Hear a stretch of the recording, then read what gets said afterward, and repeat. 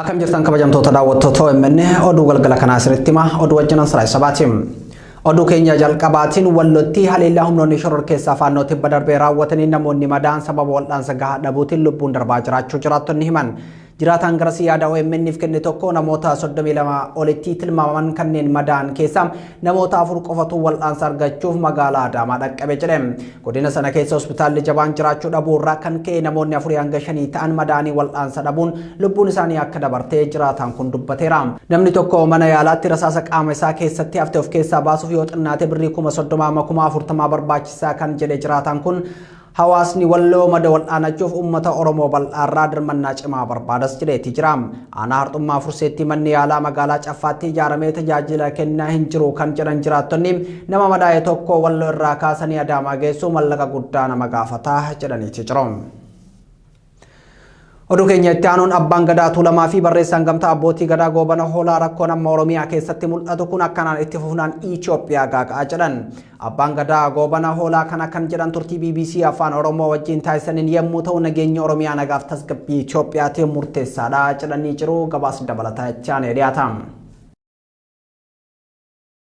Waldhibdeen mootummaa fi waraana bilisummaa Oromoo gidduu jiruun furamuu dhabuun uummata Oromoo aarsaa hin malle kafalchiisaa jira kan jedhan abbaan gadaa goobana hoolaan mootummaan olaantummaa seeraa kabachiisa jedhee tarkaanfii fudhataam waraanni bilisummaa Oromoo ammoo Oromoo bilisoomsa jedhee lolam kana gidduutti biyyi Oromoo gaaga'amaa jirti jechuun haala Oromiyaan keessa jirtu ibsaniiti jiru. Waggoota 3 darban guyyaa guyyaadhaan namni du'uun qabeenyi gubachuu fi namni qeerraa buqqa'uun Oromiyaa keessatti kan hammaateef Oromiyaan dirree misoomaa fi siyaasaa waan taateefi jedha. Oromiyaan dachii nagaa fi tasgabbii qabdu waan turteef saboonni hedduun ammaan dura Oromiyaatti kuufamaa waan dhufaniif amma yeroo haalli gaarii hin taane kanatti rakkoon Oromiyaa irratti akka hammaatu taasiseera kan jedhan abbaan gadaa kun kuufamni namaa Oromiyaa irra qubate kun gaafa rakkoon nageenyaa uumamuun bakka kaan caalaa nageenyi isaa baay'ee gaaga'amam sababii kuufama namaa qabuuf jecham Oromiyaa keessatti baqachuun walajjeesuun kan hammaateef sababa kanaanii jedhan. Abbaan gadaa goobana hoolaan gareen lamaan Oromiyaa keessatti wal waraanaa jiran rakkoo isaan jidduu jirtu mariidhaan furachuun gaaga'ama uummata Oromoo fi Oromiyaa irra ga'u hambisuu qaban jechuun waamicha taasisaniiti jiru. Lolli waraana bilisummaa Oromoo mootummaa Itoophiyaa gidduutti Oromiyaa keessatti adeemsifamaa jiru gaaga'ama lubbuun lammiilee kumaatamaa irraan gahuun hubaatii guddaa dhaqqabsiiseeti jira. Mootummaan Itoophiyaa maqaa olaantummaa seeraa kabachiisuu jedhuun bara 2019 irraa jalqabee kibbaa fi milixa Oromiyaatti duula waraanaa garee waraana bilisummaa Oromoo irratti kan geggeessaa jiru yommuu ta'u booda irra duulli waraanaa kun giddu galeessa Oromiyaaf kibba baha Oromiyaatti babal'ateetii jira. Duula waraanaa kanaan loltoonni mootummaa lammiilee nagayaan qabata da'oo waraana bilisummaa Oromoo jedhuun ajjeesuun hidhuun reebuun qabeenya saamuun manneen qonnaan bultootaa qabeenya waliin gubuun gaaga'ama hamaa keessa buusaniitii jiru. Ammas haala wal fakkaataan Oromiyaa keessatti tarkaanfii fudhataati jiru. Addatti duulli manneen qonnaan bultootaa ibiddaan barbadeessuun bal'inaan adeemsifamaati jira. Bitootessa bara 2022 irraa jalqabuun duula farra riphee lolaa jechuun Oromiyaa irratti waraana kan bane mootummaan Itoophiyaa gochoota farra namoomaa ta'an uummata irratti raawwataa jiru itti fufee jira jedhamuun quuqamtoota mirga namoomaatiin qeeqamaati jira. Waraanni bilisummaa Oromoo sadarkaa biyyaaf yaaddoo hin taane irraan geenyee jirra jechuun ministeera muummee dabalatee qondaalonni biltsiginnaa dubbatanis waraanichi kutaalee biyyattii garaagaraa keessatti humna isaa babal'isaa jiraachuutu mul'ata. Waraanni Oromiyaa keessatti adeemsifamaa jiru kun dhaabbachuun mariin hunda hammate akka adeemsifamuuf waamichi namoota siyaasaa abbootii gadaa paartilee morkattootaaf dhaabbilee mirga namoomaaf falmaniin taasifamus mootummaan Itoophiyaa gama isaatiin waraana bilisummaa Oromoo waliin marii osoo hin taane waraanaan balleessuu qofatu fala ta'a jechuun lola adeemsisaatii jira. Lolli Oromiyaa keessatti adeemsifamaa jiru yoo hin dhaabbanne Itoophiyaan nagaaf tasgabbii argachuu hin dandeettuun yaada xiinxaltoota siyaasaati. Yuunivarsiitiiwwan Itoophiyaa tibbana barattoota eebbisaatii jiru. Seenaan eebbifamtoota baranaa tokko tokko mata duree oduu ta'ee miidiyaalee idilee fi hawaasaa irra jira. Abrahaam Birruu seenaawwan eebbifamtoota kanneenii keessaa hanga tokko isinitti himam.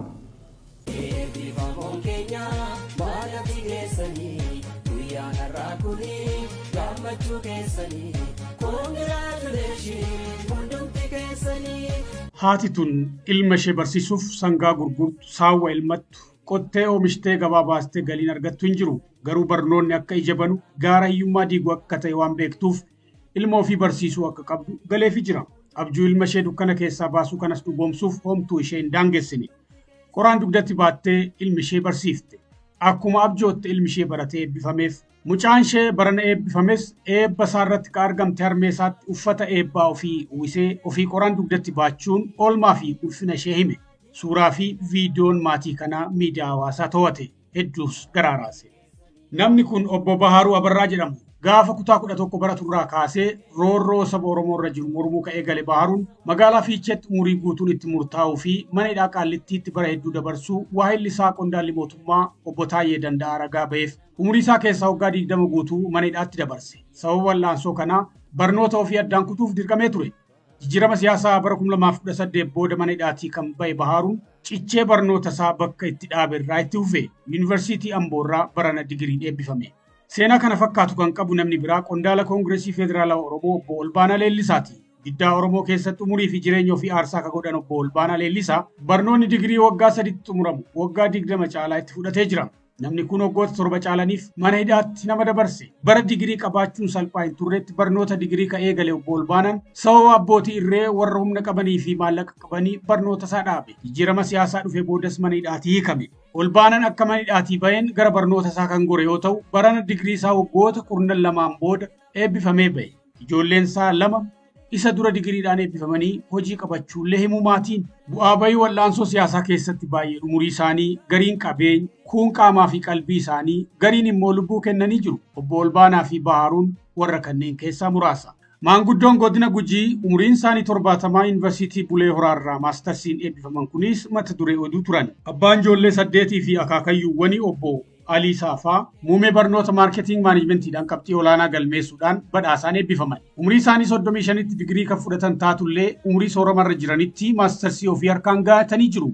Barnoonni rakkoolee addunyaa keenyaatiif furtuudha kan jedhan maanguddoon kibba Oromiyaa umuriin barachuun hin daangessu jedhan. Gaazexeessaa Yihun Ingidaa eebbifamtoota baranaa keessaa kan biraati. Ogeessi miidiyaa kun barnoota maastarsiisaa waggaa 8 dura jalqabee ture.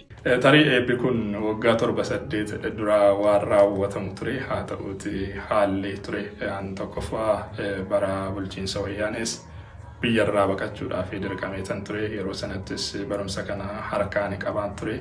Ittiin milkoofne addaan kutee deemuudhaaf dirqameera. Inni kun yeroo sadaffaa ture. Inni marsaa sadaffaan kunis haalonni gufachiisuudhaaf danda'an hedduun turanii jiru. Dhiibbaa siyaasaa ture hordofee biyyarraa kan godaane Yihun jijjiirama siyaasaa booda biyya galuun barnoota isaa kaaraatti eegale. Osoo barnoota irra jiru ammas qormaanni biraa dhufe.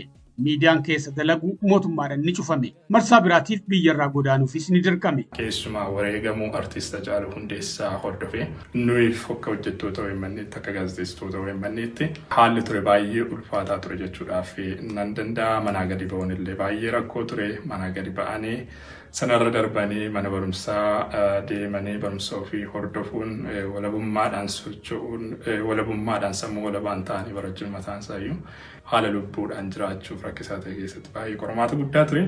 Haaluma kana keessa ta'ee barumsa koo hordofaa ergan tureen booda immoo yeroo booda biyyaas baqachuudhaaf haalli nu dirqisiiseeti kan ture. Biyya baqadheellee biyya baqaa keessa jiraadhee barumsa kana addaan hin kunne. Waa bahii hundaa obsuudhaan cichee barnoota isaa xumuree eebbifame. Miira gammachuu isaa garuu waa'illansaa barnoota waliin eegale wajjin qooddachuu hin dandeenye. Hiriyoota koo garas jiran faana haasa'atan ture viidiyoo koolii yeroo isaan eebbifamannaa bilbilanii isaanillee gammachuutu itti dhagahamaati kan ture. Haalonni miira namaa tuqan hedduun turanii hiriyoonni koo kan akka Galaanaa Dhaqqabaafaa sadarkaa haasofsiisuu dadhabuutti yeroo isaan gadda ibsataa turan fa'aa biraan dhabuu isaaniitti argaati kan inni ture. Anas battala sanarraa kaasee xiqqoo natti dhagahameeti jira bakka sanatti argamuu dhabuun koo. Seenaan kun tarii ammaaf seenaa koo fakkaatu malee dhiibbaa namoonni hedduun keessa jiranillee mul'isuudhaaf ni danda'a jedheetanii yaada. Eebbifamtoota baranaa keessa seenaawwan addaa akkanaa baay'eetu dhaga'ame. Seenaawwan garaa nama nyaata. Kan daran nama gammachiisan, abdii namaa kennanii fi onnee namatti toran. Lammiileen Itoophiyaa akka kanaan baratanii eebbifamaa jiru. Eebbifamtoonni baga gammaddan.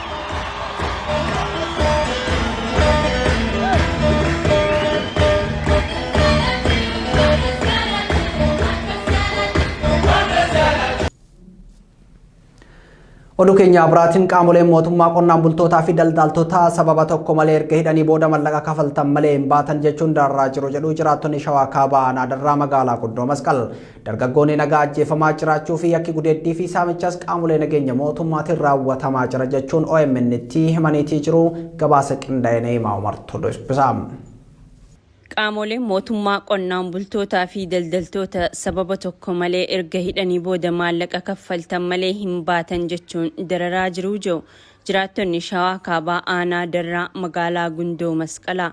Saamichi daangaa dabree fi dararaan qaamolee mootummaatiin hawaasa nagaa aanaa darraa irratti raawwatamaa jiru kun ulfaataa dhufuusaa kan himan jiraattonni gandichaa ajjeechaan namoota nagaa irratti raawwatamuu fi dubartoota gudeetuun yakka guyyaa guyyaan raawwatamaa oolu ta'ee jiraa jiru.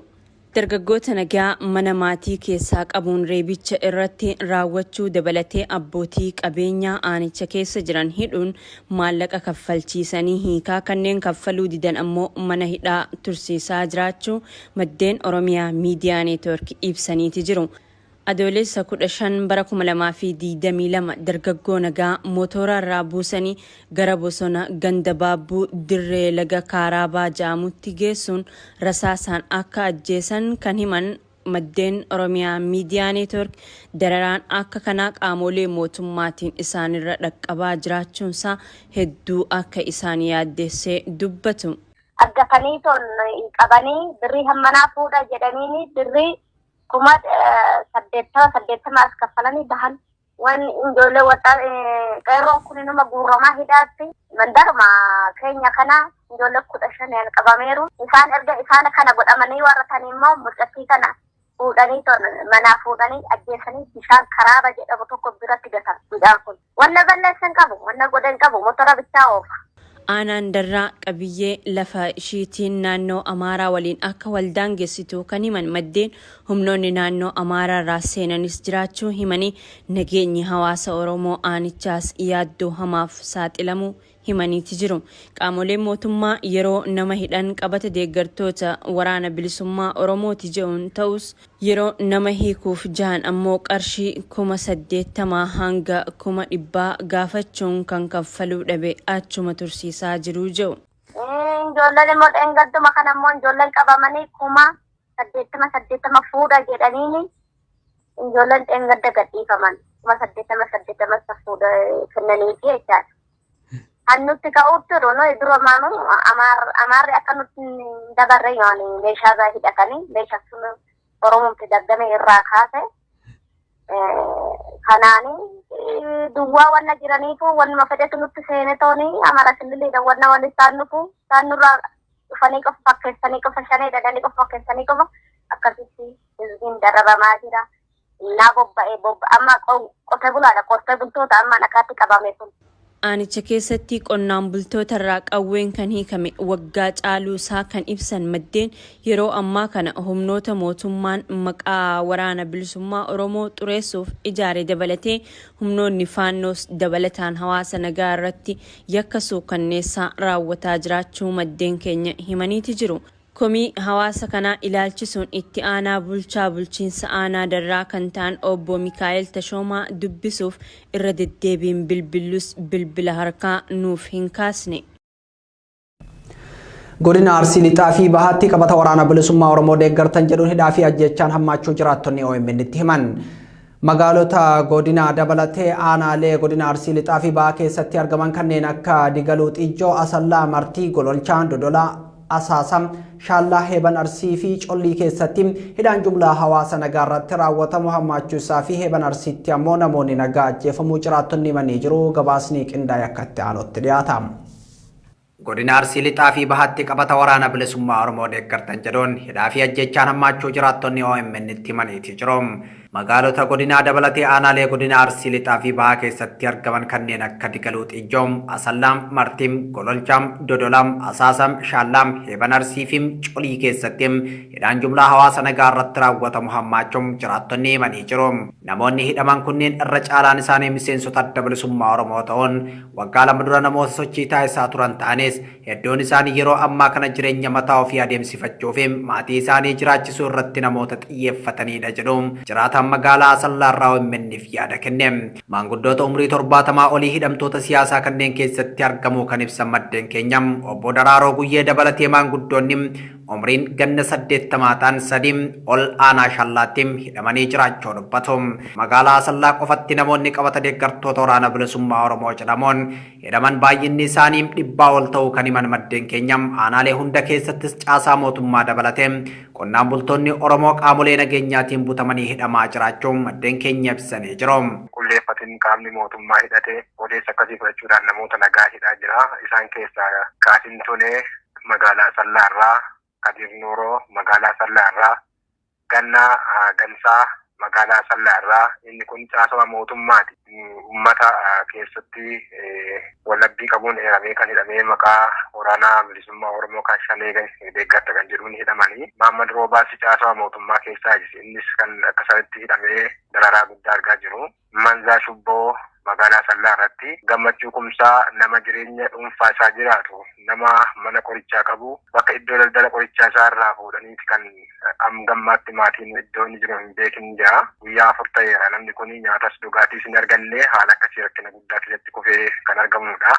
Gabbitaa Malaatoo maanguddoo umrii 75 ona Shaallaarraa ammaayyuu mana hidhaa keessaa baasanii bakka geessan hin beekne jechaa jiru. Inni kunis haala yaaddoo keessa kan jirudha. Daraaroo Guyyee nama umrii 80 oliiti. Baatee Odee nama umrii 85 oliiti maanguddoodha. Isaan kun ona Shaallaarratti hidhamanii dararaa guddaa argaa jiru. Arsii lixaa aanaa Heeban Arsii ganda Tulfaa jedhamu keessatti adoolessa bultii 10 bara 2022 dargaggoonni nagaa lama kan maqaan isaanii Dhaabii Roorrisaa Tolaa fi Kadir Guddatoo jedhaman qabata deeggartoota waraana bilisummaa Oromoo jedhuun poolisii humna addaa Oromiyaatiin itti dhukaafamee ajjeefamuun maddi keenya gara sarraa dubbisne himeetii jira. Ona Heeban Arsii godina Arsii lixaa keessatti ijoolleen lama nagahaa meeshaa maleeyyii ta'an kan jireenya isaanii jiraachaa jiran ganda Tuffaa keessatti humnoota mootummaa hidhataniin ajjeefamaniiru. Maqaan isaanii yoo dhahuun barbaachise Dhaabii Roorrisaa Tolaa fi Kadir Guddatoo kan jedhamu akkuma kanatti ajjeefamanii dhiyeenna kanaadha kan isaa jira. Adoolessa 10/2022dha. Gochiisuu kaneessaan akkasii kun hawaasa keessatti deemaa jira. Namoonni dhibbootaan lakkaa'aman hidhaa seeraan alaa hidhamuun mirgi namummaa isaanii sarbamaa jiran kun erga hidhaman guyyoota hedduu darbanis hanga yoonaa mana murtiitti osoo hin dhiyaatin akka turan maddeen garaagaraarraa odeeffanneetii jirra. Hawaasni Oromoo biyya Firaansi magaalaa Paaris jiraatan sagantaa yaadannoo artistii Haacaaluu Hundeessaa geggeessanii jiraachuu koreen qindeessituu sagantichaa OMN itti hime. Uummanni Oromoo leegaasii artistii Haacaaluu Hundeessaa itti fufsiisuuf hojiiwwan maqaa isaatiin eegalaman mallaqaa fi waan danda'u maraan gargaaruu fi bira dhaabbachuu akka qabu dhaamanii jiru. Hawaasni Oromoo magaalaa Paaris Neeyimaa Umar gabaasa dabalataa qabdi. Qindeessitoonni sagantaa kanaa Oromiyaa miidiyaa neetwoorkii dubbise akka himanitti ji'a waxabajjii keessa saganticha kana gaggeessuuf haala mijaawaa waan hin argatiniif amma gaggeeffannee jedhani.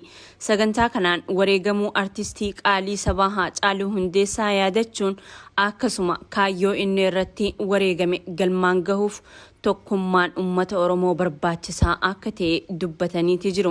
Sagantaan irra ture sagantaa yaadannoo Haacaaluu Hundeessaa ture yeroo dheeraaf hawaasa sagantaalee adda addaatti walirra ture. Sagantaa yaadannoo Haacaaluu har'aat irratti qabannee ture guyyaa sagantaan sababa adda addaatiin nuuf mijatee yeroo juun keessa godhachuu hin dandeenye. Ammatti godhannee sagantaa yaadannoo Haacaaluu Hundeessaatu ture. Hawaasni keenya illee isinirraa hirmaachuu ture. Sagantaan ture akkuma iddoo kamittuu gaggeeffamu sagantaa yaadannoo Haacaaluu waan inni irratti wareegamee fi kaayyoo isaa galmaan gahuu irratti waan akkasitti waan xiyyeeffatudha. Fi waan tokkummaa saba keenyaa cimsu yeroo lubbuun jirutti Haacaaluun waan tokkummaa saba keenyaatti tokkummaa saba kanaaf faarsaa ture. Soonus tokkummaa san cimsuu irratti akka xiyyeeffannu jechuudhaaf walgeennee ture sagantaa akkasiitti qabnaa ture.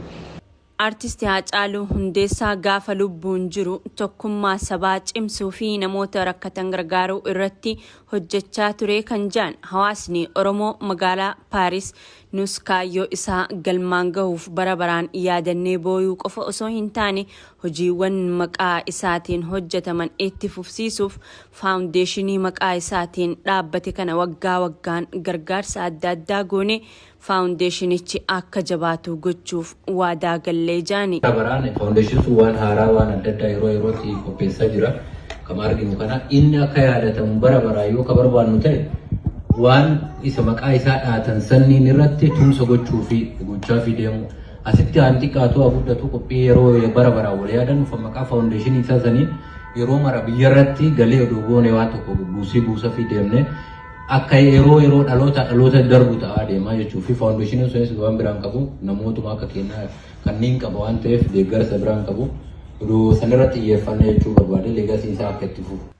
Sagantaa kanarratti walaloo mata dureen ishii Haacaaluu jettu dabalatee haasawni waa'ee artistii kanaa akkasuma tokkummaa uummata Oromoo cimsuu fi kanneen biroo hirmaattota sagantichaatiin dhiyaatanii jiru. Isheen ulkaayaa kalonni haa madaalu.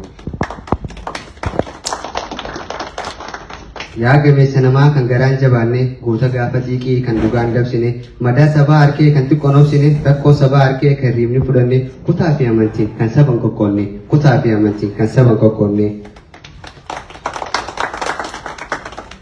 Oromoo sin dagattu seenaa kee odeessaa seenaa kee galmeessee dhalootaaf qopheessaa dhaloota dhufullee seenaa kee barsiisaa galmoofteetti jirta onni Oromoo keessaa qalaman haqamneen galmoofte nu keessaa galmee seenaa gubbaa bara baraan teessaa galmee seenaa gubbaa bara baraan teessaa. Kana malees uummanni Oromoo keessumaa warreen biyya alaa bara baraan gaafa yaadannoo isaa gaggeessinu harka duwwaa walitti dhufuu osoo hin taane galii maallaqaa faawundeeshinichaaf galu walitti qabuu irratti akka xiyyeeffatan karoorfataniiti jiru. Feestivaalli waggaa Federeeshinii Ispoortii Oromoo Ameerikaa kaabaa yookaan Osfaanaan kan bara 2022 eegale. Waldorgommiin Osfaanaa kun yeroo 25ffaaf geggeeffamaa jira. Feestivaala ganna 25ffaaf geggeeffamaa jiru kana ilaalchisee pirezidaantiin Osfaanaa Aadde Makfiraa Nuuree haasawaa baniinsaa taasisaniin uummata Oromoo kana Minisootaa fi biyyoota garaagaraa irraa dhufeef ergaa bagaa nagaan dhuftanii dabarsaniiti jiru. Torban kun torban Osfaanaati waan ta'eef biyya Ameerikaa kutaa bulchiinsa Minisootaatti torban Oromoo jedhamuun beekamtii erga argatee tureeti jira. Torban Oromoo kana sababeeffachuun riqicha magaalaa Minneapolis dabalatee daandiiwwan danuun alaabaa yookaan faajjii bilisummaa Oromootiin faayamaniiti jiru. Torban Osfaanaa kana sababeeffachuun tokkummaa Oromoo jabaatee akka cimu Aadde Makfiraan dhaamaniiti jiru. Oduu keenya xumuraatiin jaarmiyaan dhaabbata mootummoota gamtoomanii sagantaa nyaataa addunyaa naannoo Tigraayitti sodaan balaa beelaa hanqifamee jiraachuu hime. Dhaabbatichi kana kan ibsee erga naannichatti namoota miiliyoona 1 deeggarsa namoomaa dhiyeesseen booda. Itti gaafatamaan sagantaa nyaataa addunyaa damee Itoophiyaa Edriyaan Vaandaa Kiinaab balaa beelaa naannichaa mudate jedhamee sodaatamee amma hin jiru jedhe. Hoogganaan kun akka jedhanitti namoota miiliyoona 2.1 gargaaruuf karoorfamee namoonni miiliyoona 1.1 ta'an qofti gargaaramanii jiru jedhe. Erga baatii bitootessaa keessa mootummaan Itoophiyaa fi adda bilisummaa uummata Tigraay deeggarsa namoomaaf jecha waliigaltee dhukaasa dhaabuu labsanii booda jaarmiyaaleen gargaarsa namoomaa karaa Samaraa Maqaleetiin konkolaattota deeggarsa namoomaa baatan 4,000 Maqalee galchanii jiru. Gargaarsa namoomaaf jecha waliigaltee dhukaasa dhaabuu hojiirra ooluun waan gaariidha kan jedhan gaafatamaan sagantaa nyaataa addunyaa damee Itoophiyaa haalli nageenyaa fi tasgabbii akkasumas hanqinni boba'aa dhiyeessii meeshaalee gargaarsaa namoomaa irratti dhiibbaa uumee jira jedhan. Jijjiiramni amma mul'ate kun gara fuulduraatti akka itti fufuuf dhaabbileen gargaarsaa namoomaa walitti fufiinsaan deeggarsa taasisuu akka qaban dhaabbatichi dhaameeti jira. Kabajamtoota daawwattoota OMN oduun har'aaf qabanne kana fakkaataa qophiileen Oromiyaa Miidiyaa Neetworkii itti fufuu gama kiyyaan turti gaarii.